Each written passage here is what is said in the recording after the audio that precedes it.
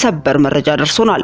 በወንጌል አማኞች ዘንድ አንጋፋነትና እውቅናን ያተረፈው በተለያዩ ትንቢታዊ መልእክቶችና ቢዝነስ ተኮር እንቅስቃሴዎቹ በወንጌል አማኞች ዘንድ እውቅናን ያተረፈው ነብይ በላይ ሽፈራው በፈጸመው ተግባር የኢትዮጵያ የወንጌል አማኞች ህብረት ካውንስልም መግለጫ አውጥቶበታል። ነብይ በላይ የፈጸመው ተግባር ምን ይሆን? የካውንስሉ መግለጫስ ምን ይመስላል? የሚለውን በቆይታችሁ ታድምጡታላችሁ። በሌላኛው መረጃችን መጋቢ ታምራት እውነታውን አጋለጡት። ቤት የሚቆመው በኳርትዝ አይደለም። ቤት የሚቆመው በብረት፣ በሲሚንቶ፣ በኮንክሪት ነው እንጂ በቀለም አይደለም። ትንቢት በአማኝ ቤት ዋና ነገር አይደለም። ይህ የአደባባይ ሚስጥር ነው በማለትም እጅግ ቁጣና ኃይለ ቃል ባዘለ አንደበትም በዘመኑ ላሉ ነቢያትና ሐዋርያት ጥብቅ መልእክትን አስተላልፈዋል። መጋቢ ታምራት ኃይሌ ለነቢያቱና ለሕዝበ ክርስቲያኑ ያስተላለፉት ወቅታዊ መልእክት ምን ይሆን የሚለውን በቆይታችሁ ታድምጡታላችሁ። ከቅርብ ጊዜ ወዲህ በተለይም ቲክቶክ ከተሰኘ ለአጠቃቀም እጅግ ቀላልና ሰፊ ተደራሽነት ያለው የማህበራዊ ትስስር መድረክ ከመጣ በኋላ የሃይማኖት ሙግቶችና ክርክሮች አልፎም ጭቅጭቅ መመልከት በእጅጉ እየበዛ እየሰፋ የመጣ ጉዳይም ሆኗል። በቲክቶክ ወንጌል የሚሰብኩ ወንድሞች መኖራቸው የአደባባይ ሚስጥር ነው። ነገር ግን ከጥቂት ጊዜያት በፊትም በአንድ እምነት ውስጥ ሆነው በአስተምሮ ልዩነት ጸብ ውስጥ የገቡም የአዲስ ኪዳን ካህናት ቤተክርስቲያንና የመልካም ወጣት ፕሮጀክት ባለራዕይ የሆነው አገልጋይ ዮናታን አክሊሉና የቲክቶክ ፕላትፎርም መንደር ልጆችም ከፍተኛ ጸብ ውስጥ መግባታቸውን ተከትሎም ከሰሞኑ ጌታን ተቀብያለሁ በማለት በሚዲያ ብቅ ያለው ዮኒ ማኛም በአገልጋይ ዮናታንና በአቤል አቡና መካከል ያለውን ጸብ በማንሳትም አንድ እውነት አጋልጦም ተናግሯል። የእውነት ምን ይሆን? በዚህ ላይስ አቤል አቡና የሰጡት ምላሽ ምን ይመስላል? የሚለውን እንዲሁ በዝርዝር ይዘንላችኋል። በቆይታችሁ ታድምጡታላችሁ። በሌላኛው መረጃችን በተለያዩ ጊዜያት በተለያዩ ርዕሶች ላይ የራሷን ምልከታ ስታስቀምጥ እንደ እግዚአብሔር ቃልም ህዝቡን ስትገስጽ የምንመለከታት ዛሬ ላይ ከወትሮው ለየት ባለ መልኩ ጆሮን ጭው የሚያደርግ እውነትን ተናግራለች። ነብዩ ባልሽ ግብረ ሰዶም ነው፣ በአማኞች ትዳር ውስጥ ያልታየ የተደበቀ ችግር አለ፣ ምግብ በአፍ እንጂ በጆሮ አይገባም፣ ተጠንቀቁ በማለትም በዘመናችን ባሉ ቤተክርስቲያን ውስጥ የሚከናወኑና ነብይነን በሚሉ በድብቅ የሚፈጽሙ ነውረኛ ተግባራትን በማጋለጥም ተናግራለች። ጉዳዩ ምን ይሆን? በዚህ ጸያፍ ተግባርስ የተጠመዱ ነቢያት እነማን ይሆኑ? እንዲሁ በቆይታችሁ ከአንደበቷ የምታደምጡ ይሆናል። እስከ መረጃው ፍጻሜ አብራችሁን ቆዩ። ህልሞና ኑሮ የሚገናኝበት በቪላ ቤት ዲዛይን የተሰሩ ውብና ማራኪ እይታ ያላቸው አፓርትመንቶቻችን ከ431 ሺህ ብር ቅድመ ክፍያ ጀምሮ ገዝተው መክፈል ባይችሉ እንኳን ትርፋማ ሆነው የሚሸጡበት አዲሱ ዲያስፖራ ብሎክ ለሽያጭ ተለቀቀ። እንኳን ደስ አላችሁ! በ8% ቅድመ ክፍያ እየኖሩበት የሚከፍሉት 60% የባንክ አማራጭ ተመቻችቷል። ምን ይሄ ብቻ! የቪአይፒ ቦታዎቻችን ኮምፓውንዱን ልዩና ተመራጭ ያደርጉታል። ቀድሞ ለተመዘገቡ 20 ሰዎች እንዲሁም በጋራ ለሚገዙ ቤተሰቦች ተጨማሪ ዳጎስ ያለ ቅናሽ ተደርጓል። በ090854 3454 ላይ በመደወል ቤቶን ይሸምቱ። ዴምሲ ሪል ስቴት። አስቀድመን ወደ ያዝንላችሁ መረጃችን ስናልፍ ከቅርብ ጊዜ ወዲህ በተለይም ቲክቶክ ከተሰኘ ለአጠቃቀም እጅግ ቀላልና ሰፊ ተደራሽነት ያለው የማህበራዊ ትስስር መድረክ ከመጣ በኋላ የሃይማኖት ሙግቶችና ክርክሮች አልፎም ጭቅጭቆች መመልከት በእጅጉ እየበዛ እየሰፋ የመጣ ጉዳይም ሆኗል። በቲክቶክ ወንጌልን የሚሰሩ ወንድሞች መኖራቸው የአደባባይ ሚስጥር ነው። ነገር ግን ከጥቂት ጊዜያት በፊት በአንድ እምነት ውስጥ ሆነው በአስተምሮ ልዩነት ጸብ ውስጥ የገቡም የአዲስ ኪዳን ካህናት ቤተክርስቲያንና የመልካም ወጣት ፕሮጀክት ባለራዕይ የሆነው አገልጋይ ዮናታን አክሊሉ እንዲሁም የቲክቶክ መንደር ልጆች ከፍተኛ ጸብ ውስጥ መግባታቸውን ተከትሎ ከሰሞኑ ጌታን ተቀብያለሁ በማለትም በሚዲያ ብቅ ያለው ዮኒ ማኛም በአገልጋይ ዮናታንና በአቤል አቡና መካከል ያለውን ጸብን በማንሳትም ወንድም ዮኒ ማኛም ጥሪንም አቅርቧል። ወንጌል እየሰበኩ ጸብ አይገባም፣ ላስታርቃችሁ እፈልጋለሁ፣ ጌታ ይረዳኛል፣ የጌታን ቃል ይዛችሁ ስለ ኢየሱስ እየመሰከሩ የእርቅ ጥሪዬን እምቢ አይሉኝም፣ እኔ ወንድሞቼን አስታርቃቸዋለሁ፣ በአንድ ላይ ጌታን ስታገለግሉ ማየት እፈልጋለሁ። ይህ የጥላቻ መንፈስ የተወገውን ጠላትን ውደድ እያለን ጌታ ያስተማረንን እየተናገረን በመካከላችሁ ጸብ፣ ጥላቻ ሊኖር አይገባም፣ እኔ ላስታርቃችሁ እፈልጋለሁ ሲል ለሁሉም ጥሪን ያቀረበ ሲሆን ከዚህ ቀደም በቲክቶክ ፕላትፎርም ላይም በአስተምሮ ልዩነት ምክንያት መግባባት ያቃታቸው አገልጋይ ዮናታን አክሊሉ፣ አቤል አቡና፣ ኤርሚያስ አበበና አማን ሻሎም የተባሉ ግለሰቦችን ተከትሎ የእርቅ መረብ እየተዘረጋ ሲሆን ብዙዎችም በማከላቸው ከፍተኛ ጸብና ቁርሾ እንደተፈጠረ በመግለጽ ጉዳዩን ወደ ሌላ ጉዳይ ለማስጮህ ቢሞክሩም ነገር ግን ጸብ ሳይሆን ያስተምሮ ልዩነት መሆኑን ልናሳውቅም እንወዳለን። ማስታረቅ ጥሩ ሆኖ ሳለ ነገር ግን ለተጣሉ ሰዎች ሲሆን ደግሞ መልካምም ነው። ዮኒ አቡና አማንና ኤርሚያስም በመካከላቸው ጸብ ሳይሆን ያስተምሮና የልምምድ ልዩነትም ነው። ስለዚህ እርቅ ከመካሄዱ አስቀድሞ በጉዳዩ ላይ የተረጋገጠ የመጽሐፍ ቅዱስ ዕውቀት እንደሚያስፈልግም ልንጠቁም ወደድን። ታዲያ ከዚህ ጉዳይ ጋር በተያያዘም ወንድም አቤል አቡናም እውነትና ሐሰት መንታ ልጆች አይደሉም ጠላቶች እንጂ ውደዱኝ ያልኳችሁ ይመስል እንደምትጠሉኝ የምትነግሩኝ ሰዎች መች ውደዱኝ ያልኳችሁ? ጠላትን የመውደድ አቅም መስቀል ላይ ሆኖ ጠልተውት የወጉት ወግተውት የሰቀሉት የገደሉት የቀበሩትን ጭምር ይቅር በላቸው ማለት የቻለው እውነት ነኝ ሲል ራሱን የገለጠው ኢየሱስን የሚያውቁ ሰዎች ግብር እንጂ መቼም በየአዳራሹ ሐሰትን የሚቀልቡ ቅልብተኛ ምዕመን ባህሪ ሆንና ነው እኔ ካንተ ፍቅርን የምጠብቀው። ቀልድ አይጠገብም። ለጆሮ የሚኮረኩር ሐሰትን ነፍስን እንዳፉፋ የሚያንሳፍፍ ስጋዊነትን የሚመገቡ ተኩሎች ለምዳቸውን ስለገፈፍኩኝ እንደምትጠላኝ ባውቅም ጠልተኛል ብዬ እንዳልጠላ የጠሉትን ወዶ ያሳየኝ የመስቀሉ ፍቅር አድራጊ ወዶኛልና ብትጠላኝ ብታሳደኝ እወድሃለሁ። መጥላት ማንነትህ እንደሆነ ሁሉ መውደድም ማንነቴ ነውና እወድሃለሁ። አንተ ከሐሰተኞች ተምረህ ጠልተኛል፣ እኔ ከእውነተኞች ተምሬ እወድሃለሁ። ታዲያ የምወድህ አንተን እንጂ የምትከተለውን ሐሰት አይደለም። እሱማ ጠላቴ ነው ነግሬህልህ ከላይ እውነትና ሐሰት መንታ ልጆች አይደሉም ጠላቶች እንጂ ብዬ ልክ እንደዛ በማለትም መልእክቱን ያስተላለፈ ሲሆን ብዙዎችም የመልስ ምት በማለትም ሲቀባበሉት ተመልክተን እኛም ልናደርሳችሁ ወደድን። አስከትለን ወደ ያዝንላችሁ መረጃችን ስናልፍ መጋቢ ታምራት ኃይሌ እውነታውን አጋልጠውታል። ቤት የሚቆመው በኳርትዝ አይደለም። ቤት የሚቆመው በብረት፣ በሲሚንቶ፣ በኮንክሪት ነው እንጂ በቀለም አይደለም። ትንቢት በአማኝ ቤት ዋና ነገር ሊሆን አይገባም።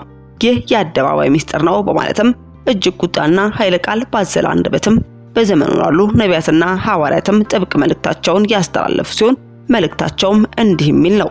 ትንቢት ሲያስፈልግ እንጂ ስንፈልግ አይመጣም። መሰረታችን የእግዚአብሔር ቃል ይሁን። በፍጹም የክርስትና ሕይወት በትንቢት ሊመሰረት አይችልም። አንድ ቤት ሆኖ የሚቆመው በኳርትዝ አይደለም፣ በቀለምም አይደለም። ቤት ሆኖ የሚቆመው በብረት፣ በሲሚንቶ፣ በኮንክሪት ነው። ነገር ግን ቤቱ በሲሚንቶና በብረት ተሰርቶ ሲያበቃ ሲሚንቶ ከለር አፈር ከለር ሲሆን ደስም አይልም።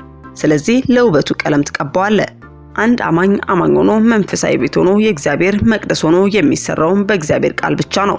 ይህን ተሰርቶ ሲያበቃም በሕይወቱ እንዳያዘን እንዲጽናና እንዲበረታም ሰውየው ሻይን እንዲያደርግ እግዚአብሔርን ያያል ይሰማኛል እንዲለም የትንቢት ድምጽ ይመጣለታል እንጂ ትንቢት በአማኝ ሕይወት ዋና ነገር አይደለም። ትንቢትም ቢሆን ይሻራል የሚለውን ቃል ልብን በሉ። በእግዚአብሔር ቃል ላይ መመስረት ግድ ነውና ብዙ ሰው በትንቢት ተጎድቷል። ይህ የአደባባይ ሚስጥር ነው። ሕይወቱን በእግዚአብሔር ቃል ላይ ሳይሆን በትንቢት ላይ የመሰረተ ሰው በየትኛውም አጋጣሚ ለጉዳት ተጋላጭ መሆን እድሉም ሰፊ ነው።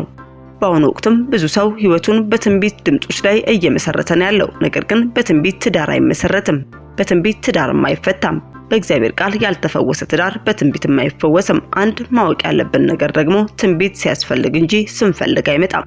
በዚህ አቅጣጫ ቆም ብለን ልናስብባቸው የሚገቡ ነገሮች በየጓዳችን በየቸርቾቻችን አሉና ቆም ብለን ማሰብ አለብን በማለትም በዘመኑ ላሉ ነቢያትና ምዕመንም የሚሆን እጅግ ጥብቅ መልእክት ማስተላለፋቸውን ተመልክተን እኛም ልናደርሳችሁ ወደድን። አስከትለን ወደ ያዝንላችሁ መረጃችን ስናልፍ እጅግ ሰበር መረጃ ደርሶናል። በሀገራችን የተፈራውም ደርሷል። እጅግ አስደንጋጭ መረጃም በእጃችን ገብቷል። በወንጌል አማኙ ዘንድ አንጋፋነትና ዕውቅናን ያተረፈው በተለያዩ ትንቢታዊ መልእክቶችና ቢዝነስ ተኮር እንቅስቃሴዎች ወንጌል አማኞች ዘንድ ዕውቅናን ያተረፈው ነቢይ በላይ ሽፈራው በፈጸመው ተግባር አማካኝነት ከባድ ነቀፌታን አስተናግዷል። በዚህም የኢትዮጵያ ወንጌል አማኞች ህብረት ካውንስልም መግለጫን ማውጣቱንም ተመልክተናል። ታዲያ ነቢይ በላይ ሽፈራው የፈጸመው ተግባርና የኢትዮጵያ የወንጌል አማኞች ህብረት ካውንስል ያወጣው መግለጫ ምን ይመስላል የሚለውን ስንመለከትም የኢትዮጵያ ወንጌል አማኞች አብያተ ክርስቲያናትም ለሆሊ ዓለም አቀፍ የፈውስና የታምራት ቤተክርስቲያን መሪ በላይ ሽፈራውና ለቤተክርስቲያን ቦርድ አባላትም እንዲያለ መግለጫ ማሰምታለች። አስቸኳይ ጥሪ ለማድረግ ሆሊ ዓለም አቀፍ የፈውስና የታምራት ቤተክርስቲያን በምዝገባ ሰርተፍኬት ቁጥር 03348 በኢትዮጵያ ወንጌል አማኞች አብያተ ክርስቲያናት ካውንስል የተመዘገበ የሃይማኖት ተቋም መሆኑ ይታወቃል። ስለሆነም ከቤተክርስቲያኑ መሪና የቦርድ አባላት ጋር ውይይት ለማድረግ በተደጋጋሚ ጥሪ ብናደርግም መገኘት አልቻላችሁም።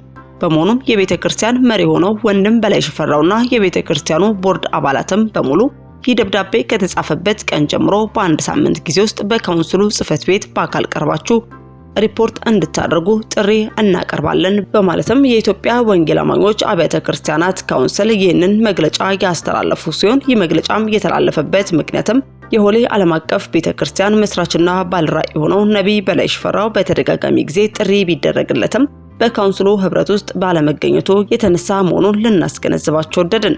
በስተመጨረሻ ወደ ያዝንላችሁ መረጃችን ስናልፍ የእግዚአብሔር ሴት እጸገነት ወንደሰን ግብረ ሰዶም ነቢያትን በግላጭ አስጠነቀቀች።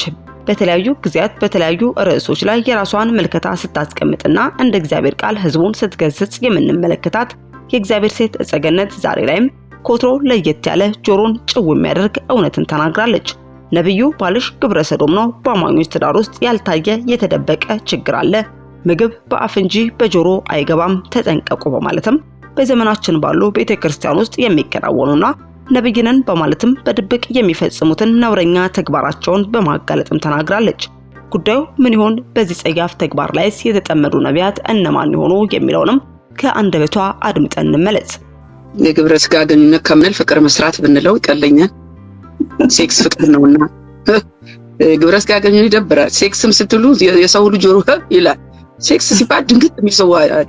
እኔ ማረገው የነበረ ነው ነገር ድብን አርጎ ተኛ ሲተኛ እጅቀስ እንደ ድመት አቃላቻ ቀስ ብላ ነው በተኛችሁ በፍጥነት እንዳይነቃ ብዬ ቀስ ብዬ ደሞ ለሊት ድንጋ በደግ ሲል ትዝ የሚላችሁ አንደኛ ሴክስ ነው። እናታ ምን ሆናችሁ ነው? እኛ ድብን ብለ ስተኛ ደግሞ ብንን ሲሉ ያንን ያስታውሳል። በዛ ሌሊት ይቀሰቅሳሉ። ይሄ ርህራሄ አይደል? ይሄ ነው ሴክስ እንድንጠላ ያደረገ። ወንድሞቼ አቀራረቡን አላወቃችሁበት። ሴክስ አቀራረብ ይጠይቃል።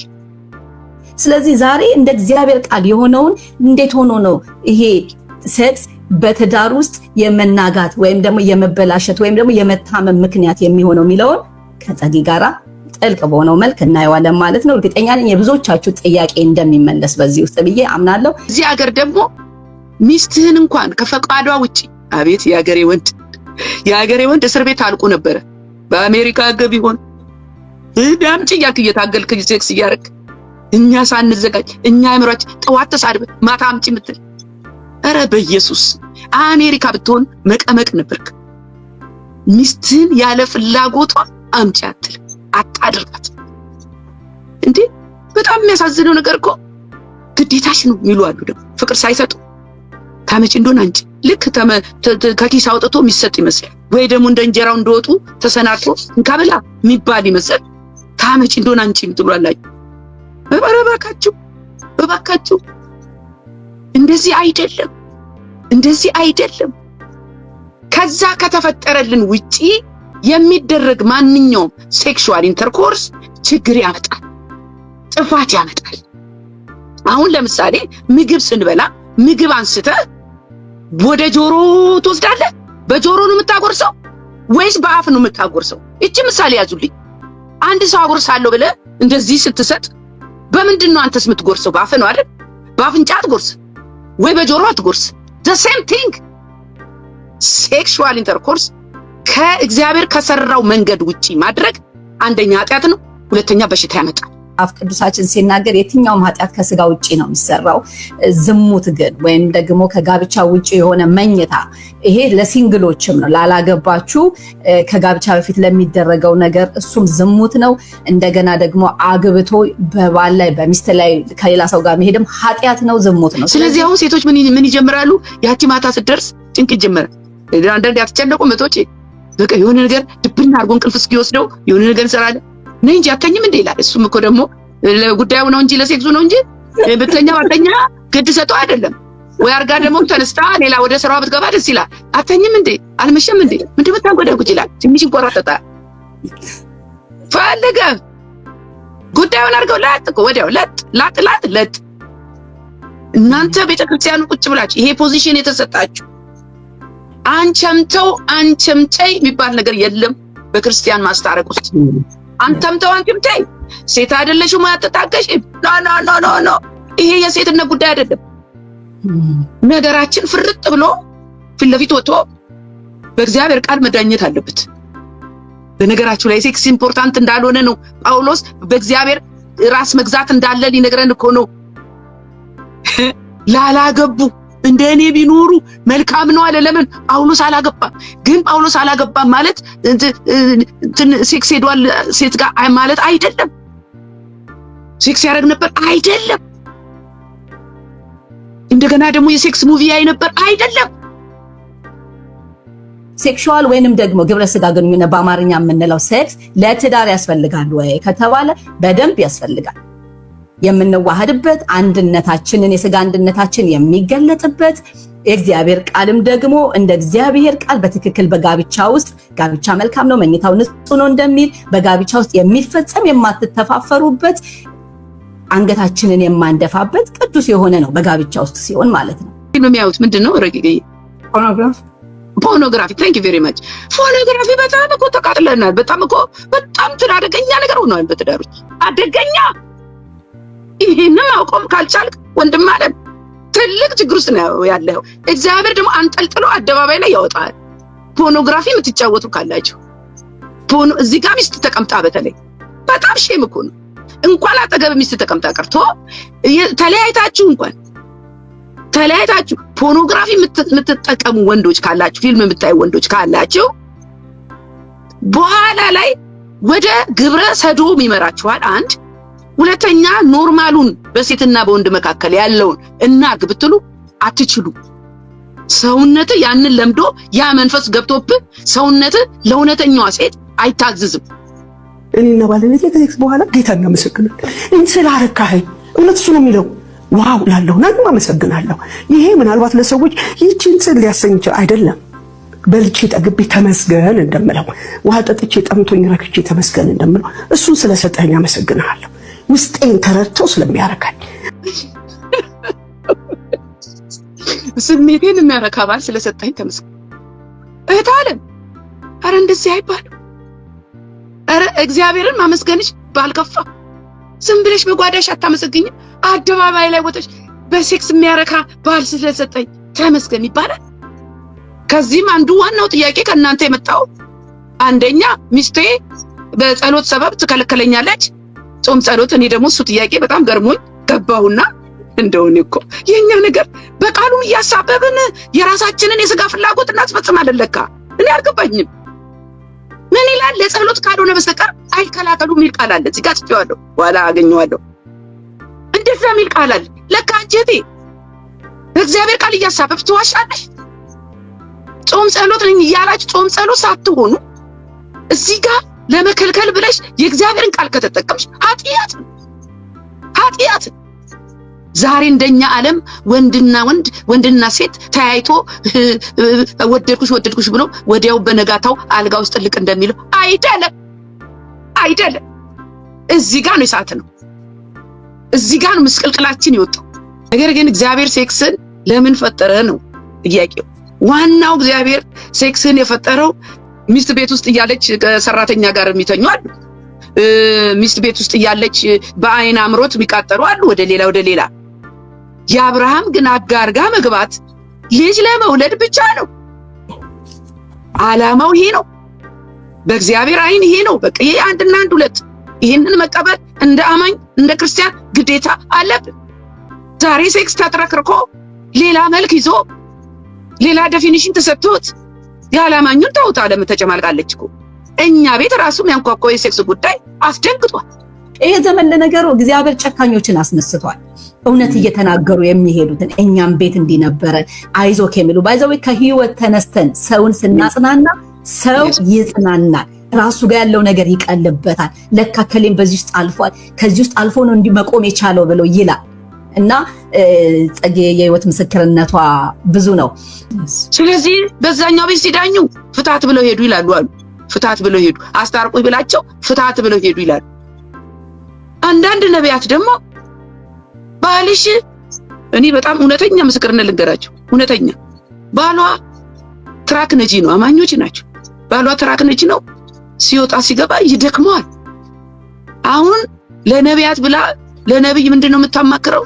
ባሌ መኝታ ላይ አይፈልገኝም፣ ሴክስ አናረግ፣ ይመጣል ይተኛል ምናምን ብላ እንተነግራለን። ነብዩ ምን ቢጥሩ ነው? ባልሽ ግብረ ሰዶም ለምደዋል። ሃሎ ያ ሰው ግብረ ሰዶም የሚባል ነገር አያውቅም። አሁን ተፋቱ። እሷም ደግሞ ኃጢአት አገኘው ብላ ባሌ ግብረ ሰዶም ከሆነ ብላ በቃ ኃጢአት አገኘው ነብይ ያረጋገጠልኝ ብላ ላጥ ብላ ሌላ ሰው አገባች። አሁን ባልየው ልቡ ተሰብሮ በጣም ያሳዝን ነገር እኮ ትልቅ ኃጢአት በትዳር መሃል እየገባችሁ ያልሆነ ነገር የምትናገሩ አፋታችሁ የምታገቡ ደግሞ አላችሁ። የኃጢአት ብዛት አፋቶም ያገባሉ። አሁን እዚህ ደረጃማ ከደረሰ ምን ዋጋ አለው? ባይሆን እኔ እንደዚህ በዚህኛው ጉዳይ ይረዳሻል። በተለይ ገንዘብ ያላቸው ሰዎች ሲጣሉ እነዚህ በቤተክርስቲያን የሚገቡ ሰዎች በቀጥታ ሚስትየዋን ወደ ራስ የማረግ ወይ ደግሞ በጥቅም ለመተሳሰር የመሮጥ በጌታ በኢየሱስ ክርስቶስ ስም ህልሞና ኑሮ የሚገናኝበት በቪላ ቤት ዲዛይን የተሰሩ ውብና ማራኪ እይታ ያላቸው አፓርትመንቶቻችን ከ431 ሺህ ብር ቅድመ ክፍያ ጀምሮ ገዝተው መክፈል ባይችሉ እንኳን ትርፋማ ሆነው የሚሸጡበት አዲሱ ዲያስፖራ ብሎግ ለሽያጭ ተለቀቀ። እንኳን ደስ አላችሁ። በ8% ቅድመ ክፍያ እየኖሩበት የሚከፍሉት 60% የባንክ አማራጭ ተመቻችቷል። ምን ይሄ ብቻ! የቪአይፒ ቦታዎቻችን ኮምፓውንዱን ልዩና ተመራጭ ያደርጉታል። ቀድሞ ለተመዘገቡ 20 ሰዎች እንዲሁም በጋራ ለሚገዙ ቤተሰቦች ተጨማሪ ዳጎስ ያለ ቅናሽ ተደርጓል። በ090854 3454 ላይ በመደወል ቤቶን ይሸምቱ። ዴምሲ ሪል ስቴት። ውድ የሻሎም ቲዩብ አድማጭና ተመልካቾቻችን ለሰዓቱ ያዝንላችሁ መረጃ ያደመጣችሁትን ይመስል ነበር። በሌላ አዳዲስ መረጃዎች እስከምንገናኝ መልካም ቆይታ